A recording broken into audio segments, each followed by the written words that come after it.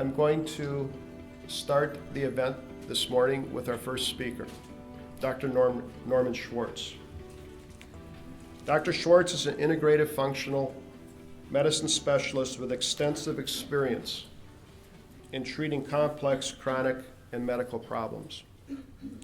Dr. Schwartz has a special interest in helping individuals and families who are dealing with autism, spectrum disorder, ADHD, and neurodevelopmental disorders, and has over 20 years of practice in integrative medicine.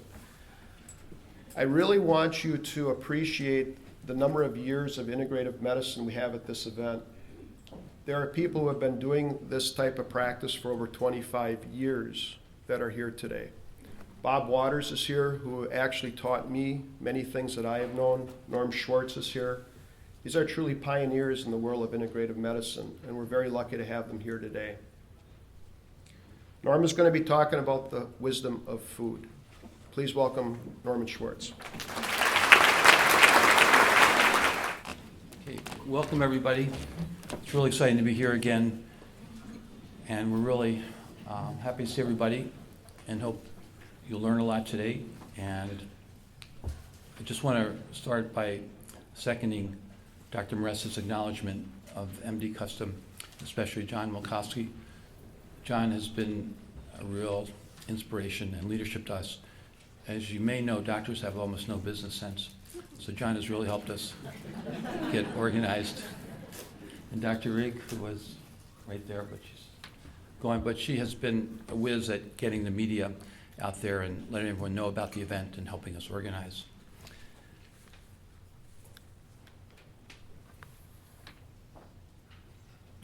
I won't say too much more about in Wisconsin Integrative Medical Society because you've heard about us, but we are a startup, so any practitioners and interested folks, please help us out because we have a lot to do and everyone's stretched thin, so we're looking forward to more people participating. No nation is any healthier than its children. And I think this is important because that's why we're here. We see increasing problems throughout society. And the message I want you to take away is that you are really the hero for your family and your children and your parents and your grandparents, wherever you might be in the spectrum, because we're now seeing epidemics of chronic illness. And our focus today will, of course, be on food. And what I want to do is go backwards a little bit and see how we got in this situation. Here's a slide showing obesity, overweight in 1994. Notice the light areas and the darker areas in orange. Then, only 6 years later, you can see the orange areas increasing and the darker areas. And then, most recent data, several years ago, look how dark the country has become. Obesity rates just keep going up and up. If you'll notice, though, there's one state in the middle, that's Colorado, that's the latest color, known for its fitness. But as you know, they legalized marijuana 2 years ago, so that might change.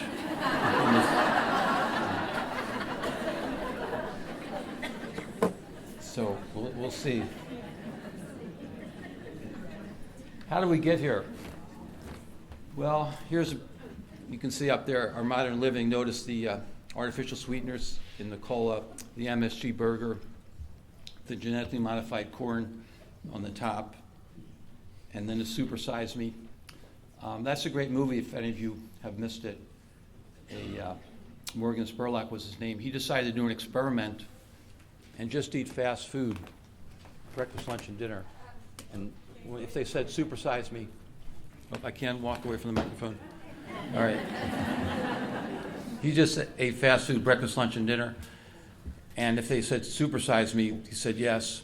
And within 10 days after he started, he went to the doctor, and the doctor shook his head, this is really bad. You know, your lipids are out of control, and you got to stop. He said, no, I'm going to do an experiment. And he finished 30 days. It was in terrible shape, couldn't sleep. His girlfriend complained that his sexual function was just totally gone. And he was foggy-headed and depressed. So fast food, it's really not food. It's food-like substances. So it's really an experiment in chemistry with a lot of our modern eating. And especially the kids are the guinea pigs for this. So we're kind of all living an experiment, and we don't really know the outcome. Now, I used to be able to say, and I'm guilty of this, and again, I don't want to put too many negative thoughts in your head, but one fast food meal, that won't hurt too much, right? But this is an experiment done a year ago. Just taking your breakfast sandwich, muffin, egg, bacon, and cheese, 3 hash browns. 2 hours after the meal, they could measure a dysfunction in the endothelial lining of your arteries. So just one meal is adversely affecting you. They compared that. They had the same people in the study. They compared that fast food breakfast to a healthy breakfast of Mediterranean type meal, salmon and vegetables and olive oil, and they didn't have that dysfunction. So it really gets down to a new meaning to fast food. Would you like your arteries clogged? Here to go. But I can tell you the good news, if you eat an avocado before you eat that fast food meal, it balances it out. So I thought this was a fascinating study just from a couple months ago. So what that's saying is there's really good fat and bad fat. And how many people saw that recent announcement that the FDA was going to ban trans fats? Many people? Yeah. Now, I've been saying for 20 years, trans fats are like plastic. So you don't want to put plastic in your body. But the FDA has finally caught on now, so change takes time. But I thought this was interesting because it does show that good fat can actually counteract the bad fat. So we want to eat good fat, which is whole food fat, not processed fat. Another study based on research with the animals, but the researcher pointing out that young people will have major problems much earlier in life. We'll soon start to see people in their 30s or 40s having strokes, dementia, because of this junk food diet. So when I was in training, we called it adult onset diabetes. It's now called type 2 diabetes because we never saw it in anyone less than 40 years old. We're now seeing it in kids 12 years old, type 2 diabetes. Fat, sugar, salt dramatically increase dementia and strokes at younger age is the concern. By the way, that reminds me of the title of a book that came out a few months ago by a New York Times Pulitzer Prize reporter named Moss. It was called Salt, Sugar, Fat. And he spent 5 years researching the food industry and found out that Kraft Foods has 300 people working around the clock to get you to eat more. And we'll talk a little more about that in a second. But on Happy Meals, we all have heard of Happy Meals. But this showed fast food consumption, commercial baked goods, and depression increased almost in a linear fashion. So the author pointed out, the more fast food you consume, the greater the risk of depression. Something that's not realized. I was showing these slides to a friend of mine, and he said, he's not a medical person, but he said, you ought to bring up about the analogy between fast food and football. I said, what do you, he said, I've got a little of the headlines, but so many football players now are having depression and dementia from those years of being banged around. And that was known for years, but it was covered up by the football industry. And now it's finally seen the light of day. So as in fast food, these studies are out there, but they're now getting more, I think, recognition and acknowledgement that we really have to do something. And it's really for the kids again. I think most of our concern is, when I was young, we had maybe a 6-ounce glass bottle of soda once a week. As you know now, kids are drinking 32 ounces at a time. And I do think, again, it's up to the families to make the change, because I'll talk about that a little bit, but the corporations and the food industry are not going to do that for us, so we really do have to make that effort.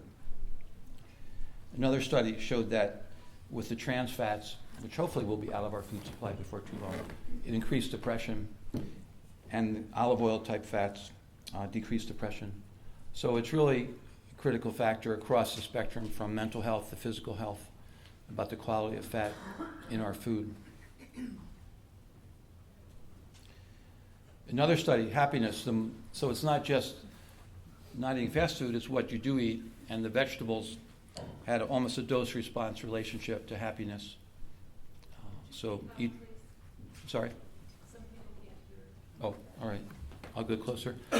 So it's not also what you don't eat, but what you do eat. The vegetables and good stuff increased your happiness.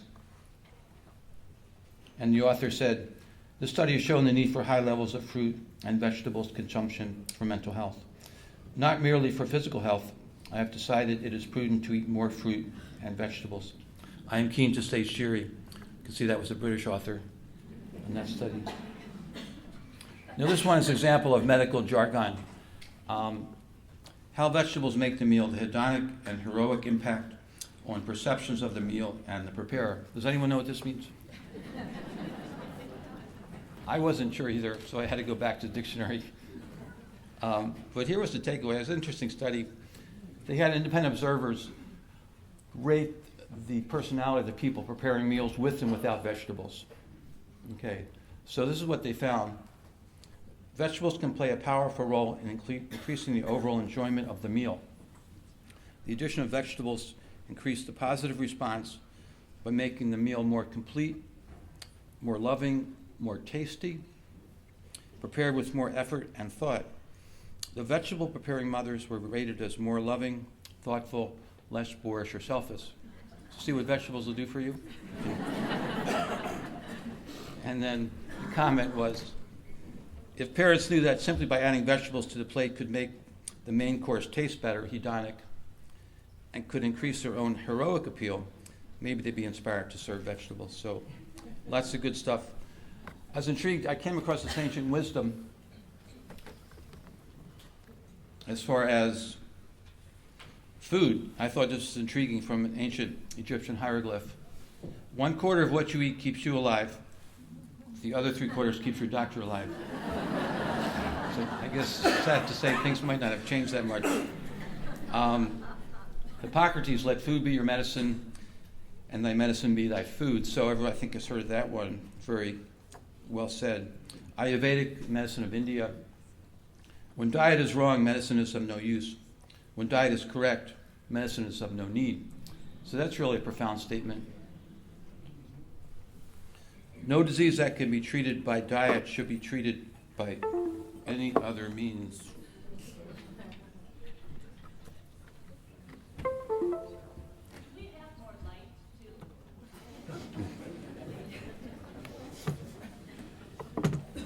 Okay, so that was ancient wisdom, and here's modern wisdom. Chronic disease food remedy. No, we don't have the slides. Oh. Okay, chronic disease food remedy. Research pointing out that 62% of the world dies of chronic diseases that could be benefited by diet. So cardiovascular disease, cancer, diabetes, obesity have eluded scientists for decades, but research in nutritional genomics suggests that halting the progression of these diseases may be as simple as dietary intervention. So what a concept that with the chronic unwellness that we now see, diet really does and can make a difference.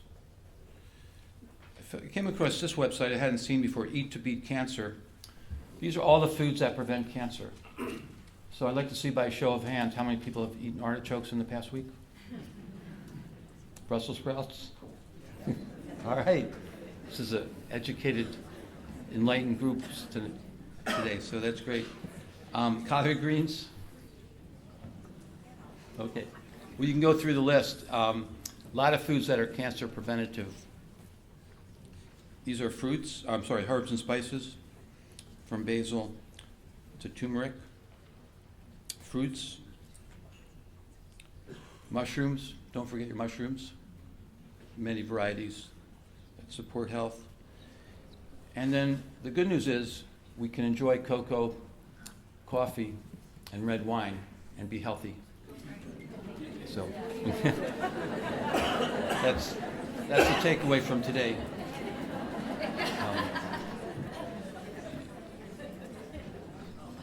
You may have seen over the years coffee has been bad and good, but the last 3 years coffee's all good. Keeps your muscle mass up for seniors, prevents dementia, prevents diabetes. So don't feel bad about drinking that coffee. Now, okay, a little technical. These slides will be, I don't want to get a lot of technical, but I know they're professionals and people that are really interested in the science. I learned a new word, gerosuppressant. One of the things we do in medicine, I'll give you the inside key here, is that we relabel things in Latin, then we can charge more. But gero from geriatrics means suppressing old age. That's a good thing, I guess. But xenohermetic, xeno means foreign, and hermetic means healthy. So foreign things that keep us healthy, as in plants. Xenohermetic and anti-aging activity of secoiridoid polyphenols in extra virgin olive oil. So that's the good stuff in olive oil. They're polyphenols. These are plant compounds, of course, made by the olive tree. And they reduce heart disease, they help us live longer, they suppress aging. Such a deal, and only about 2 tablespoons a day is the amount you need to do that. But I was intrigued when you look at all the compounds in olive oil, you can see that on the left of the slide. And then on the right are all the pathways that are impacted. Won't go over this, of course, today, but I just wanted this to be available to you on the website for those that might be more interested in the technical. And I'm just going to pick, and I think the olive tree is amazing. You can see a picture there.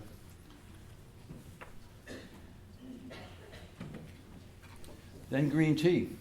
I just wanted to put that up there in the center left. Those are all the pathways that the green tea will interact with in your body. And then green tea has chemoprotective, anti-cancer properties, anti-inflammatory properties, and it modulates immune function. And one of the reasons that in Japan, breast cancer and prostate cancer may be so low is the green tea consumption. And we use that a lot in clinical practice. Pomegranate juice. We have that in supplement combinations, but drinking it is of course good. And that has a profound effect on memory and cognitive function. So we could go on and on. I just picked a few of these. I thought this was an interesting title from a scientific journal, Biochemical Pharmacology Journal, 2008. Curcumin should be renamed curcumin because it cures so many things. Last time I looked, it was 640 illnesses could be benefited by curcumin. And you can see the stages there from the left to the right of the plant form, to the root, to the dried root, to the extracts and powders. But curcumin has so many benefits in the body. These are all the pathways it can activate. And I won't go through those, but there's quite a few, over 60 molecular targets in the body it can interact with. And these are all the mechanisms that are known. It's antimicrobial, it's anti-neoplastic or cancer, anti-angiogenic. For new cancer to grow in your body, it has to make its own blood vessels. We call that angiogenesis. So the curcumin will block that. And then on and on, antioxidant, anti-inflammatory, immunomodulatory, and let's take a look. Okay, xenohermesis. Anyone remember what that meant? Translation? Healthy, foreign healthy things put in your body. But this is an author at from Harvard, Dr. Sinatra and colleagues. They looked at 3 compounds there. Resveratrol, which is in red grapes and red wine. It may be the answer to the French paradox, why the French with the highest fat consumption have the longest longevity. Probably the red wine. But the resveratrol acts like you're on a diet and you're exercising at the same time without actually doing it. So 2 pharmaceutical companies are rushing to get that to market, which would be nice to take exercise and diet in a pill. But I don't recommend you do that yet. So, but if you look at the top, inflammation, energy, and insulin resistance are all impacted by these plant compounds. Resveratrol, curcumin, and ECGs. Sorry, keep reminding me. I guess I have a short memory span. But if you read across the top, the actions in the body of things like green tea and resveratrol in grapes, and curcumin in the turmeric have profound effects on the body with inflammation and anti-aging and energy and diabetic control, blood sugar control. So these compounds are really powerful compounds. So here's a summary of it, the good stuff that you want to take with you to eat, things that can really make a difference in your physiology and in your longevity. The carotenoids, olive oil, nuts. I just heard today from our nutritionist, a handful of nuts causes a 20% decrease in all-type mortality. They followed, I think, about 20,000 people in diet. So, beverages, green tea, pomegranates, cruciferous vegetables, curry, berries, garlic, onions, beets. So, all these colors and textures and flavors that are really important. And it takes a while to acquire these tastes. If you're used to fast food, fried food, canned food, salted foods, then it's going to take a while. But there's more taste, textures, and possibilities with the whole food. That's the color we all won't go over now, but see a variety of colors in the plants is one way to look at it. We actually have a list of where you can check off your polyphenols and antioxidants in the vegetables and fruits to make sure you're getting enough. All right, which would you decide would you rather eat from, the left or the right here? Be honest. Does the milkshake and shots of whiskey and hamburgers look good? I showed this to my daughter. I was preparing it. I said, which would you choose, dear? And she said, well, Daddy, you raised us. So she gave the politically correct answer. But the difference in the body, if you look down to the left, that's lean and clean, one of the talks this afternoon, as far as healthy and detox. The worst place to get fat is in your belly, central obesity. And I like the artists, how they showed this on the left again as kind of balanced, healthy fat cells. And on the right is angry, inflamed cells. And fat causes inflammation, releases chemical messengers called cytokines that irritate your body. So we know which side we want to be in, but I want to keep things in balance. Johnny Carson, in case you can't see it in back. I knew a man who gave up smoking, drinking, sex, and rich food. He was healthy right up to the day that he killed himself. So, great graphic here. This is what we want to do. Keep the balance. Here's where the problem is, guys. Bet you can't eat just one addictive nature of food. You can see that potato chip. And I was intrigued because I mentioned that book, Salt, Sweet, and Fat. I learned when I read that Kraft Foods has determined when a potato chip crunches in your mouth at 3.5 pounds per square inch pressure, you will eat more potato chips. That's what we're up against, that crunch. Oreos are as addictive as cocaine to your brain. That came out about a month ago. I saw it got some press. Oreos activated more brain cells than either cocaine or morphine. Combination of sugar and fat may be even more delectable to our brains than drugs. And actually, the food industry actually calls it the bliss point. When you have about a 5-to-1 ratio of fat to sugar, which is the same ratio in mother's milk, breast milk, you'll eat more. So it's something to be aware of, how we're being conditioned.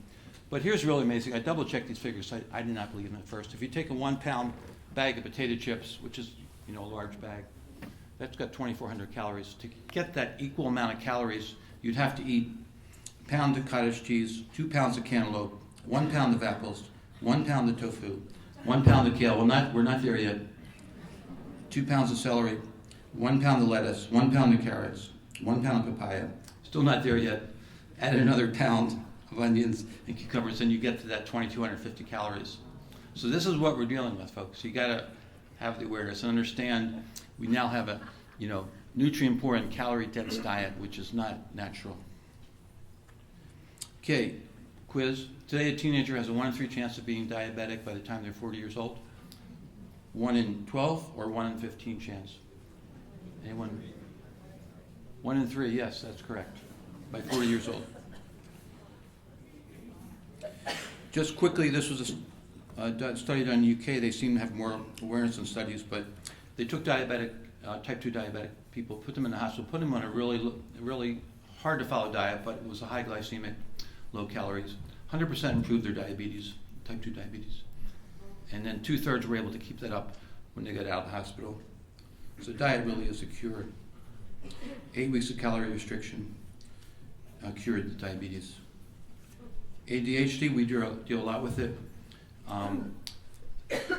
It's gone from 1 in 15 in 2008 to 1 in 30, 1 in 15, or 1 in 10 currently. Anybody? 1 in 10. Studies showed that ADHD was linked to fast foods, processed foods, red meat, high-fat dairy products, probably because of pollution and sweets. So the more of these an individual ate, the more likely they were to have the ADHD.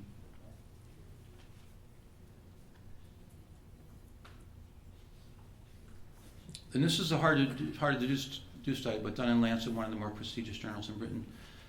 They took kids and put them again on a very limited diet. It's hard to do, but doable. Just had water, string beans, turkey, lamb. And 78% of the kids showed an improvement of their ADHD. And there's no drug on the market that could do that. And that included oppositional behavior. They reintroduced the foods and the behavior came back. Now this gives me some satisfaction. The American Academy of Pediatrics ran rounds. I still see this regularly or hear it, but parents will come in and the pediatrician said, diet makes absolutely no difference. But this is the American Academy of Pediatrics apologizing, sort of. They said, referring to this study and actually one before it, the overall findings of the study are clear and require that even we skeptics who have long doubted parental claims of the effect of various foods on the behavior of their children admit we might be wrong. So that's the pediatricians apologizing. Now, today our focus is on diet, but I feel it wouldn't be right to just talk about that without mentioning exercise. Many benefits of exercise, as far as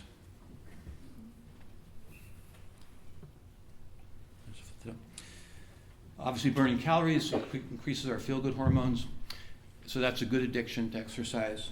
Decreases sugar cravings, improves sleep, and decreases adverse effects. So there are many forms of exercise. You really need to find out what's right for you. And this is, of course, traditional yoga is challenging, but can be very helpful. Here in Wisconsin, we do it a little differently. This is our cutting edge Wisconsin now. Yeah. So, pick your. All right, here's the problem. These 10 companies, 90% of what we consume is from these 10 companies. So there's incredible control of our diet and food supply.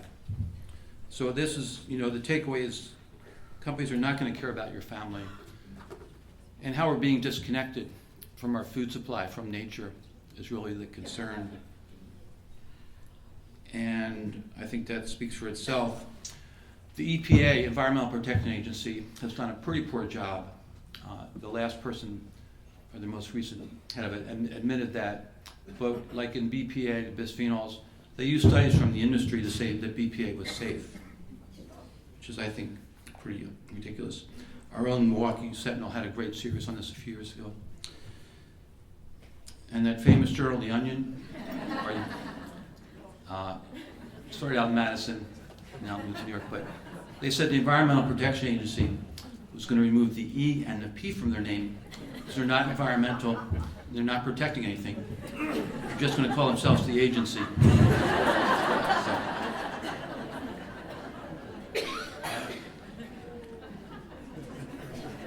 Okay, now, this is where it counts. Voting with your fork. Organic food has a lot of benefits. I still see articles and references. Well, don't waste your money on organic food, but just going to review briefly how to do it wisely. And a bunch of studies show the huge difference between grass-fed animals and their health and benefit and protective fats and good antioxidants, and 2 times more nutrients. This is an interesting story that came upon. This 13-year-old girl was upset because her mother and dad would argue, is organic food worth the cost?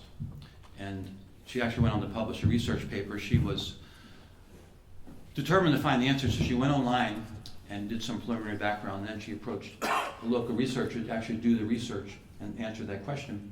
And here you can see her science fair, organic food buy or bypass. But after 2 years of hard work, her research was published in PLOS, Public Library of Science. It's open access. Organically grown food provides health benefits. That's the food fly. Now, people, you can't really convince the skeptics, I found. You know, it's hard to convince someone. You could have, which I've seen 6 feet of research, people still argue with it, but fruit fly is scientifically a good model to study us. We don't like to admit it, but about half of our genes are identical to a fruit fly. Okay, so with insulin resistance, metabolic syndrome, Alzheimer's, it's a good model. But you can see in this model, which is a model, the organic food is the darker line and the regular food is the lighter line. But they found that in the areas studied, which were fertility, longevity, stress resistance, and activity, the organically fed flies had a much greater longevity, resistance to stress, activity level, and fertility. And the author said, this is surprising, but we should research it more. So obviously there's something healthier in the organic foods. So that answers the question for the family. Looking at a research study with strawberries, organic strawberry farms have healthier soil, no pesticides, higher quality fruit, and greater resilience to stress. So it really does make a difference, and we'll talk a little bit more about the soil and the plants. And then what to do. This is a study where they measured pesticide levels in kids, the regular diet on the left, and then on day 5, they switched to organic foods. Within 1 day, the next day, they could measure almost no pesticides in the kids' urine. So it just shows you within 24 hours after switching to organic foods, you can eliminate the pesticide burden. Of course, it's stored in the fat, so it's another question of how to get rid of that, but it does make a difference. And the environmental working group provided this nice review of where it does make sense to spend money. They call it the Clean 15 and Dirty Dozen. If you look on the Clean 15 side, these are the least pesticide residue foods, so you don't need to spend your money there, whereas the Dirty Dozen are the ones that are most contaminated with pesticides. Just a word, I have to talk about the bugs. This has a lot to do with antibiotics and vaccines, but basically it's important to realize that we're here because of the bugs. Okay, we don't like to think about that, but the bacteria eat the rock and make soil. They combine with plants, chloroplasts, combined with our cells in the mitochondria are actually of bacterial origin. And so we really are kind of all working together on the planet. So trillions of friends, microbes make human life possible. We wouldn't be here without the bugs. Well, we now know, of course, we have bugs in our gut. About half your stool is bacteria. And you have about 3 to 5 pounds of your bacteria right now, if you're healthy. So the bacterial balance of the gut is largely determined by food. So it's a very important point to remember that we have our own internal ecosystem, and it profoundly affects our health. This slide just highlighting effects on brain, infections, food allergies, and liver function. So we want to keep healthy bugs in our gut. And we also need healthy bugs in our soil. There's a whole soil food chain. And you can see that summarized here from all levels, from the smallest microorganisms to the worms, to the plants, to the larger animals. And here's a quote from Rudolf Steiner, who was an anthroposophist, started anthroposophy, a German philosopher. So long as one feeds on food from unhealthy soil, the spirit will lack the stamina to free itself from the prison of the body. So that's a profound statement that gets more into philosophy and spirituality that, again, we won't focus on today, but it's something to think about with healthy soil. how important that is for us to be healthy. And this just came out 2 weeks ago, but I thought if I picked one slide to talk about the connections, scientists knew that if a plant is attacked by aphids, you can see that in the upper left, then the plants send out signals to attract a predator wasp to the aphid. So it's quite a connected system. But what they found out in this study, actually how it's done, if you look at the roots of the plant in brown, and then next to it you'll see the white, that's actually a mycelial or fungal network that's interconnected with the roots. So when one plant is attacked by the aphids, it sends a message down to its roots. It goes through the fungal mycelial network there in white to the next plant. And then that plant sends out a chemical messenger, pheromone, like a sense of smell, that attracts the predator wasp. So this whole network of connection is something that we really don't know what we're doing by messing around with it. And that, of course, GMOs and hormones, all talks you'll be hearing about today, brain health and how to detoxify. So keep that in mind, and there's a cartoon there about when one plant's attacked. It says, we need help. It sends a message. So there is hope. There is hope. I was intrigued because I got this message, or there's a group called change.org, and they send out petitions that people can sign. And the young woman on the left started a petition a few months ago for Kraft Foods to take the artificial coloring out of its food. Actually, they don't use artificial coloring in Europe, interestingly. So they think they can get away with it. Not anymore, but 350,000 signatures on the petition, and Kraft Food announced it was taking away its artificial coloring, especially in kids' foods.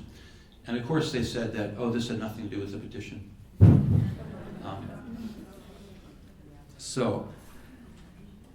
Trans fats, you mentioned that earlier. Again, if you understand the biochemistry and the fact that trans fats are not natural, they're really like plastic, they're really quite unhealthy.